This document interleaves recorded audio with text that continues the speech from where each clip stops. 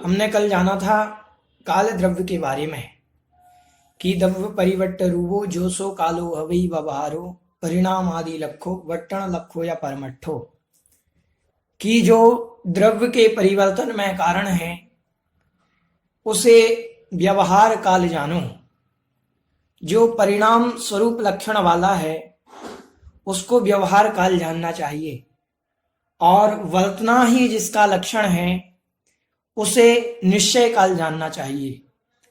इस प्रकार से कल हमने जाना था कि वर्तना मतलब प्रति समय होने वाले द्रव्यों में परिवर्तन का नाम निश्चय काल है, और जो परिवर्तन हमारी पकड़ में आ रहा है, दिन रात का भेद, समय घड़ी घंटा आदि का भेद जो हमारी पकड़ में आ रहा है, जो हम देख पा रहे हैं, समझ पा रहे हैं जिस समय को, उसको कहते हैं व्यवहार काल। ठीक है। व्यवहार काल और निश्चय काल, ये काल द्रव्य अन्य काल द्रव्यों को जबरदस्ती परिणमाता नहीं है, उनके परिणमन में सहायक होता है। द्रव्य स्वयं में परिवर्तित तो होता है, स्वयं परिणमन करता है, लेकिन उस परिणमन में सहायक काल द्रव्य होता है। हमने जाना था कल कि काल द्रव्य जो है वह असंख्यात द्रव्य वाला है, मतलब असंख्यात आकाश के प्रदेशों पर एक एक प्रदेश पर एक एक कालाणु है, जिसके कारण यह काल द्रव्य जो है यह असंख्यात द्रव्य वाला हो गया, असंख्यात कालाणु वाला हो गया। इस प्रकार से हमने कल काल द्रव्य के बारे में जाना था। आइए आज हम आगे की गाथाएं देखते हैं।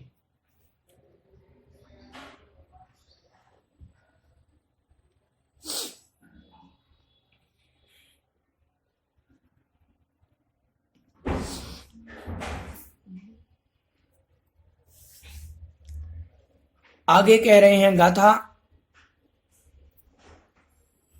द्रव्य के अस्थि कायक भेद। हमने कल 22 गाथाएं पढ़ ली थी, आज गाथा क्रमांक 23, द्रव्य और अस्थि काय के भेद। आइए सबसे पहले गाथा का उच्चारण करते हैं। एवं छभ्येयमिदम्, एवं छभ्येयमिदम् जीवाजीवपभेदो दव्वम्, एवं छभ्येयमिदम् जीवाजीवपभेदो दव्वम् उत्तम काल विजुत्तम, उत्तम काल विजुत्तम णादव्वा पंच अधिकायाधु, णादव्वा पंच अधिकायाधु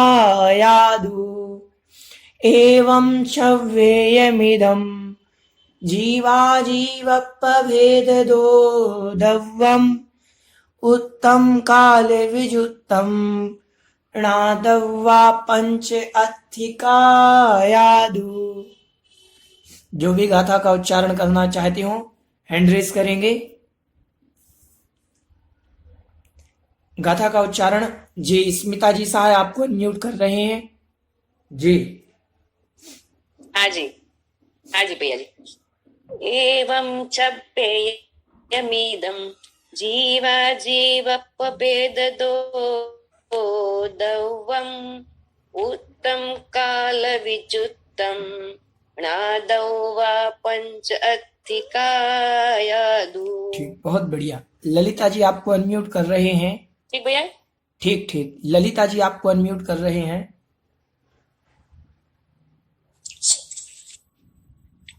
एवं छब्बेयमिदं जीवा जीवपभेदो दव्वम् उत्तम काल विजुत्तम नादव्वा पंच अधिकायाधु। आशा जी आपको अनम्यूट कर रहे हैं। एवं छब्बेमिदं जीवा जीवपभेदो दव्वम् उत्तम काल विजुत्तम नादब्बा पंचथिकायादु। ये अर्चना जी कोटा आपको अनम्यूट कर रहे हैं। एवं छव्ययमिदं जीवा जीवपभेदतो दव्वम् उत्तम काल विजुत्तम प्रादव्वा पंच अधिकायादु। अनिता जी आपको अनम्यूट कर रहे हैं।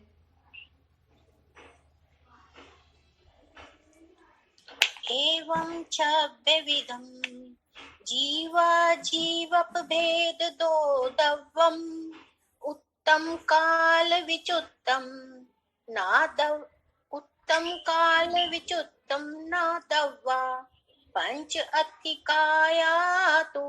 अभी आपके उच्चारण में थोड़ी सी गड़बड़ हो रही है, एक दो बार आप सुने और प्रयास करें। एक बात पूछनी थी, जो जीवम माँ जीवम बोलते हैं, तो जीव माँ जीवम बोलेंगे या जीवम अजीवम बोलेंगे? जीव मजीवम।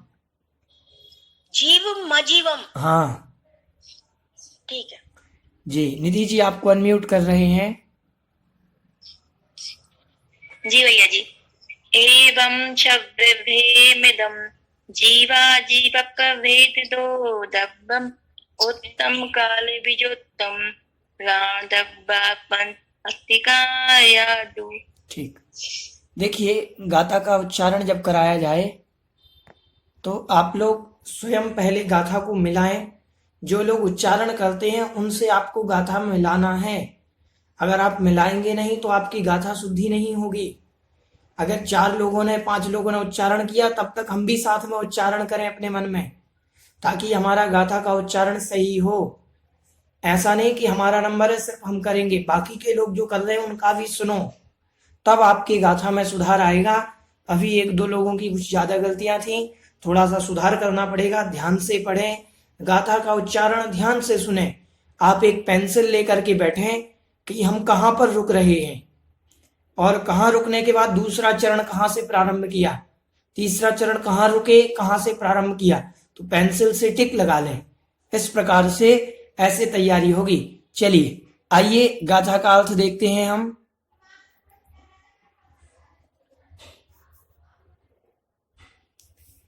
एवं इस प्रकार, एवं मतलब इस प्रकार, छभ्येयमिदं, छव मतलब 6, भेय मतलब भेद वाला, छभ्येयम इदम मतलब 6 भेद वाला। यह इस प्रकार 6 भेद वाला जीव अजीवप भेदता, कह रहे हैं जीव और अजीव के भेद से, जीव और अजीव के भेद से, दव्वम मतलब द्रव्य को, एवं मतलब इस प्रकार, छभ्येयमिदं 6 भेद वाला बतलाया। गाथा में मंगलाचरण में इन्होंने जीव मजीवम कहा था, तो उन्होंने जीव और अजीव 2 द्रव्य का कथन किया। जीव और अजीव द्रव्य को इन्होंने 6 भेद वाला बतला दिया, 6 भेद कर दिए। जीव द्रव्य 14 गाथाओं में, अजीव द्रव्य का कथन 15 से लेकर के 22 गाथाओं तक, ऐसा इन्होंने बतला दिया। ठीक है। अब आगे कह रहे हैं अस्तिकाय क्या है, तो कह रहे हैं अस्तिकाय के कितने भेद हैं, तो कह रहे हैं उत्तम काल विजुत्तम। उत्तम मतलब छोड़ करके, उक्तम मतलब कहा गया है, उक्तम मतलब कहा गया है। काल विजुत्तम, काल को विजुत्तम मतलब छोड़ करके, उक्तम उत्तम मतलब कहा गया है। काल विजुत्तम, काल द्रव्य को छोड़ करके, णादव्वा जानना चाहिए, पंच मतलब 5, अत्थिकाया अस्तिकाय, जो 6 द्रव्य कहे उसमें काल विजुत्तम काल द्रव्य को छोड़ करके, णादव्वा जानना चाहिए, पंच अत्थिकाया 5 को अस्तिकाय जानना चाहिए। अस्तिकाय आपने नाम सुना होगा। एक बार और गाथा का अर्थ देख लें कि इस प्रकार 6 भेद वाला जीव और अजीव के भेद से द्रव्य को कथन किया गया, उक्तम मतलब कहा गया। अब काल द्रव्य को छोड़ करके, काल विजुत्तम मतलब काल द्रव्य को छोड़ करके जानना चाहिए, किनको जानना चाहिए, अन्य 5 द्रव्यों को अस्थिकाय मतलब अस्थिकाय जानना चाहिए। ठीक है, समझ में आया? चलिए, आपने नाम सुना होगा पंचास्तिकाय, एक ग्रंथ है आचार्य कुंद कुंद महाराज का, पंचास्तिकाय। तो अस्तिकाय कितने हुए? 5। काल द्रव्य को छोड़ करके 5 अस्तिकाय होते हैं। ठीक है, समझ में आया? काल द्रव्य को छोड़ करके 5 अस्तिकाय होते हैं। आइए गाथा का भावार्थ देख लेते हैं। अस्तित्व विशेषण से, अस्तित्व विशेषण मतलब अस्तिकाय जो शब्द दिया है, इसमें जो अस्तित्व विशेषण शब्द जुड़ रहा है, उस अस्तित्व विशेषण से जीवत्व अजीवत्व आदि द्रव्य अपने अपने स्वरूप से भिन्न भिन्न है। जीवत्व अजीवत्व आदि द्रव्य तो अपने अपने स्वरूप से भिन्न है, फिर तो भी उत्पाद व्यय द्रव्य स्वरूप सामान्य अस्तित्व से सब एक स्वरूप भी कहे जाते हैं। यहां पर कह रहे हैं 6 द्रव्यों 5 अस्तिकायों में जीवत्व अजीवत्व की अपेक्षा तो भिन्न भिन्न है वो, लेकिन अस्तित्व की अपेक्षा अस्तित्व मतलब उनमें उत्पाद व द्रव्य पाया जाता है, इसीलिए अस्तित्व सामान्य की अपेक्षा उनको कहा जाता है, उनके स्वरूप को कहा जा रहा है। बहुत प्रदेश पने के कारण इनको काय संज्ञा कही गई है। बहुत प्रदेश पने मतलब जिसमें बहुप्रदेशी है उनको काय। तो अस्थि मतलब उत्पाद व्यय द्रव्यपना और काय मतलब बहुप्रदेशी। तो जिनके अंदर अस्थि भी है और बहुप्रदेशी भी है तो वो अस्थि काय कहे जाएंगे। ठीक है, गाथा समझ में आई? किसी की कोई जिज्ञासा इस विषय में? गाथा का अर्थ समझ में आया? भैया एक मिनट, हाँ हाँ बोलिए। भैया जैसे एक पुद्गल परमाणु वो भी एक प्रदेशी होता है, तो पुद्गल परमाणु को अस्थिकाय क्यों नहीं कहा गया है? किसको? पुद्गल परमाणु एक प्रदेशी होता है, तो उसको अस्थिकाय क्यों नहीं कहा गया है? आपने आगे पढ़ लिया है, आप आगे चली गई हैं। अभी ये विषय अभी आगे नहीं नहीं, सुनो हमारी बात तो सुनो। अभी तो आप उत्तर बताइए ना मेरे को।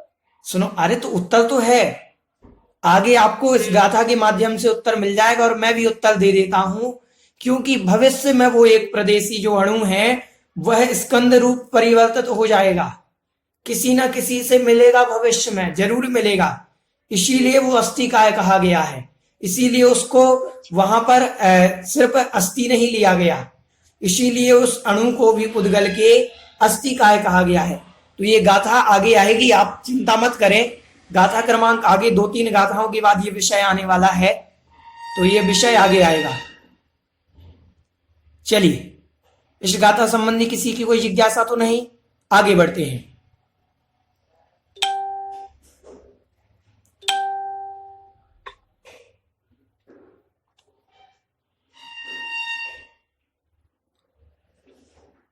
आगे कह रहे हैं अस्थिकाय का स्वरूप। अभी आचार्य महाराज ने बतलाया कि 5 द्रव्य अस्थिकाय हैं। किस द्रव्य को छोड़ करके? काल द्रव्य को छोड़ करके 5 द्रव्य जो हैं वो अस्थिकाय हैं। तो अस्थिकाय का मतलब क्या है, हमें ये समझ में नहीं आया, तो उसका स्वरूप बतला रहे हैं, अस्थिकाय की परिभाषा बतला रहे हैं। कह रहे हैं संति जदो तेणे दे, संति जदो तेणे दे, अतिथि भणन्ति जिणवरा जम्हा, कायाइव बहुदेशा, कायाइव बहुदेशा, तमहाकायाय अधिकायाय, तमहाकायाय अधिकायाय। देखें गाथा का उच्चारण एक बार और। संति जदो तेणे दे, अतिथि भणन्ति जिणवरा जमहा, काया इव बहुदेशा तमहा काया या अधिकाया। ठीक है, आइए जो भी गाथा का उच्चारण करना चाहती हो हैंड रेस करेंगे। जी सारिका जी कोटा आपको अनम्यूट किया है।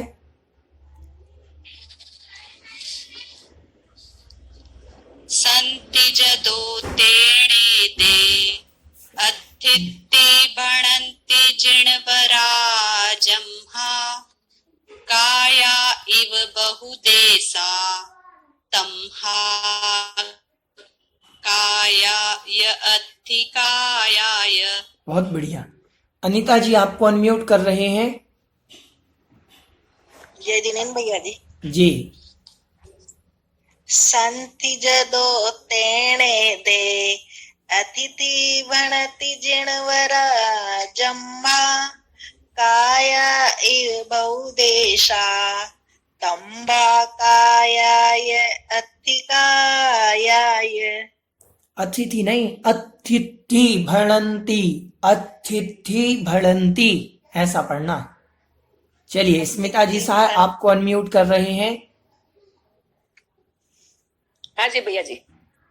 जी संति जदोतेणे दे अतिथि भणन्ति जिणवरा जम्हा काया इव बहुदेशा तम्हा कायाय अधिकायाय।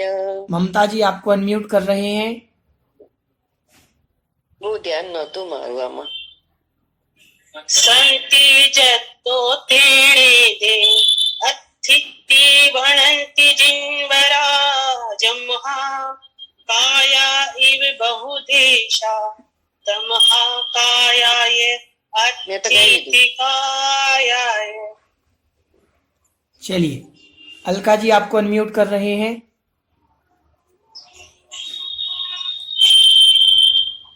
संति जदो तेणे दे अतिथि भणन्ति जिणवरा जम्हा काया इव बहुदेशा तम्हा कायाय अधिकायाय। चलिए कौन रह गया? अनीता जी, ललिता जी, कौन रह गया? अनीता जी आपको अनम्यूट कर रही हैं।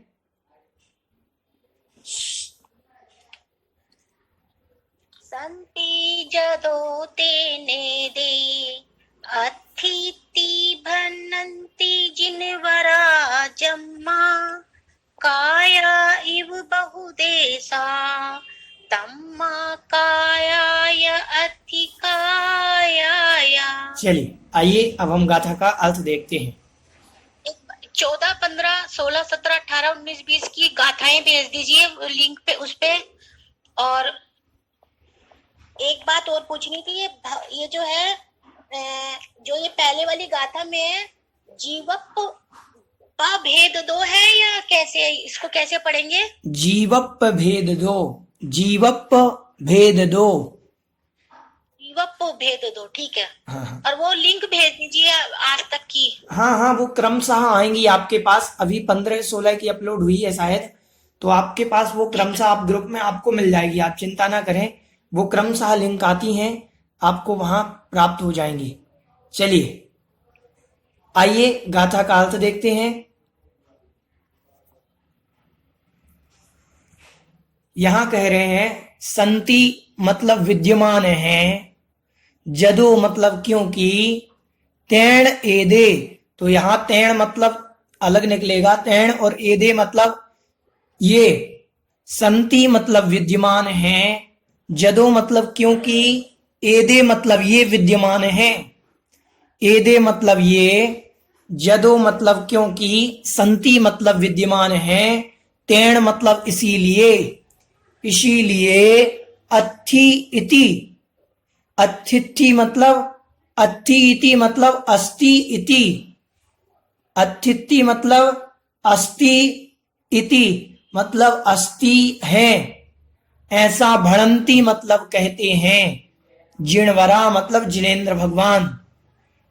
जदो मतलब क्योंकि, एदे मतलब ये, संति मतलब विद्यमान है, विद्यमान मतलब उत्पाद व्यय द्रव्य गुण वाले हैं, इसीलिए तेण मतलब इसीलिए, अस्ति इति भणंति जिणवरा, इसीलिए अस्ति ऐसा जिनेन्द्र भगवान कहते हैं, भणंति मतलब कहते हैं, जमहा मतलब इसीलिए, इसीलिए जिनेन्द्र भगवान से अस्ति कहते हैं। अब हुई अभी ये अस्ति की परिभाषा।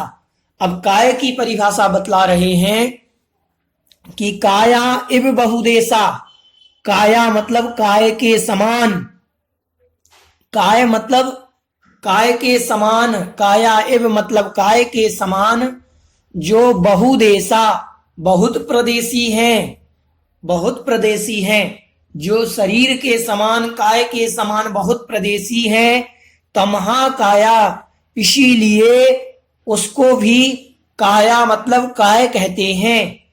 जो काय के समान बहुत प्रदेशी है इसीलिए उसको काय कहते हैं। और अस्ति इसीलिए कहा था क्योंकि जो विद्यमान है, जो विद्यमान है वो अस्ति, और जो काय की तरह है बहुप्रदेशी इसीलिए उसको काय कहा। तो और अस्ति और काय मिलाकर के दोनों बन गया अस्थि काया, अस्ति काय बन गए। समझ में आया? अस्ति काय दोनों मिलाकर के बन गए। ध्यान से सुने, समझें एक बार। पहले अस्ति की परिभाषा। अस्ति किसे कहते हैं? जिसके अंदर उत्पाद व्यय द्रव्यपना पाया जाता है उसे अस्ति कहते हैं।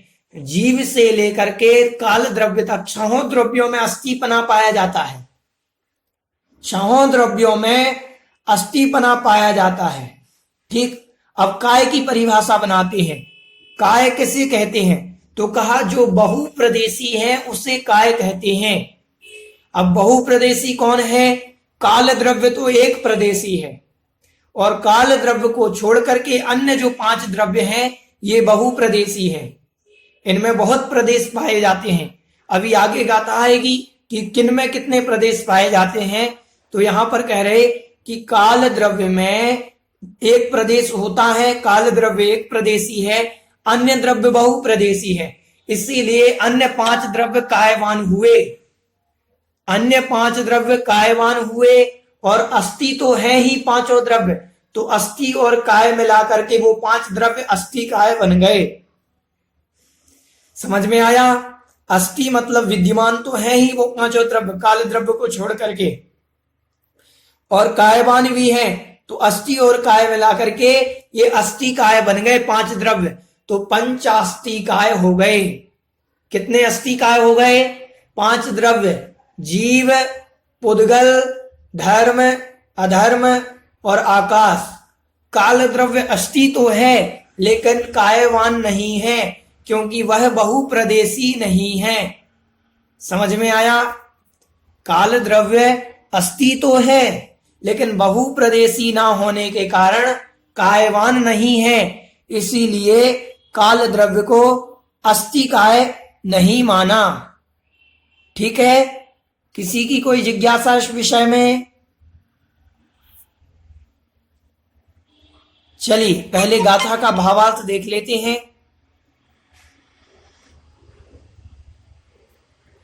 कह रहे हैं जो सदा विद्यमान रहे, जिसका कभी नाश ना हो, उसे अस्ति का अस्ति कहते हैं। जो सदा विद्यमान रहे और जिसका कभी नाश ना हो उसे अस्ति कहते हैं। ठीक है? जो शरीर के समान बहुप्रदेशी हैं, काया एवं बहुदेशा, अर्थात जो शरीर के समान बहुत प्रदेशी हैं उसे काय कहते हैं।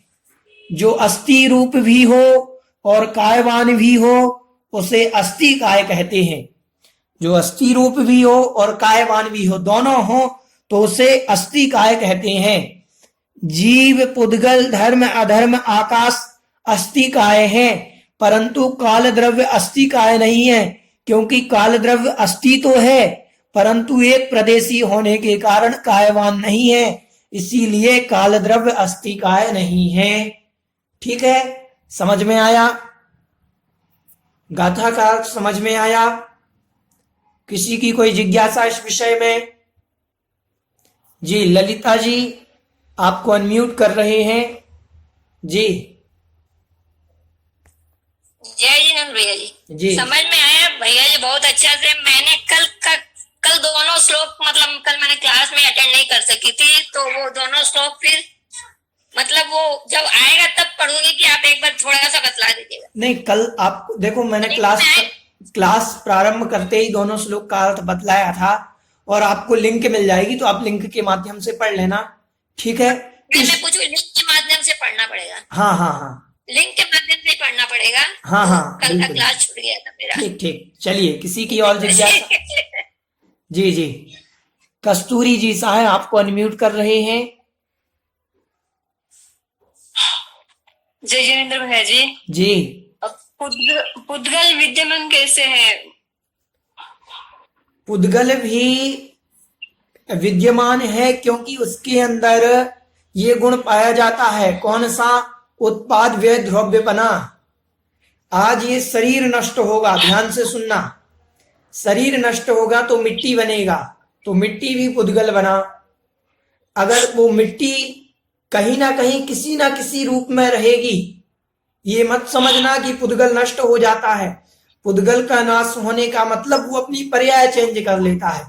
ये शरीर जल जाएगा तो राख बन जाएगा, तो राख भी तो पुद्गल है कि नहीं है? तो पर्याय चेंज कर लेता है, उसमें अस्तित्व गुण हमेशा पाया जाता है, ठीक है? चलिए, स्मिता जी साहब आपको अनम्यूट कर रहे हैं जी। भैया जी, वो आप लिंक भेज रहे तो बहुत अच्छा रहता है, पढ़ने के बाद दूसरी बार पढ़ते तो अच्छा याद आ जाता है।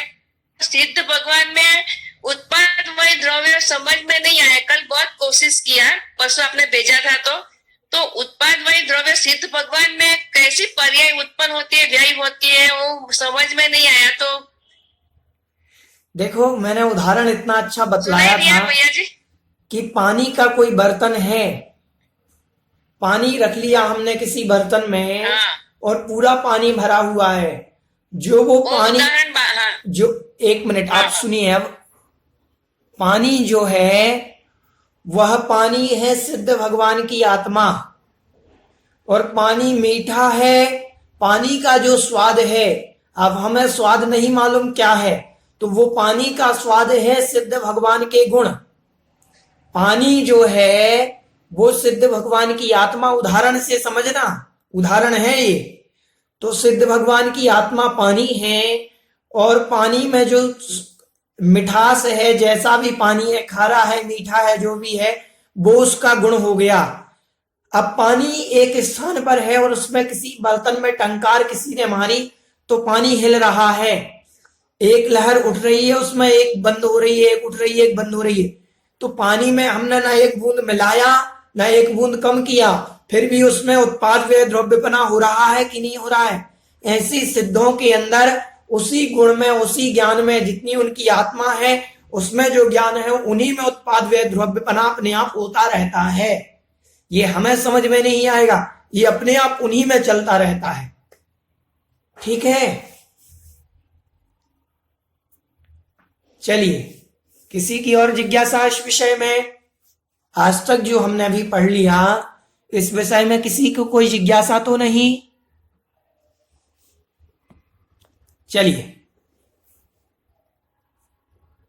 ठीक है, आज 2 गाथाएं हुई, आज बस इतना ही।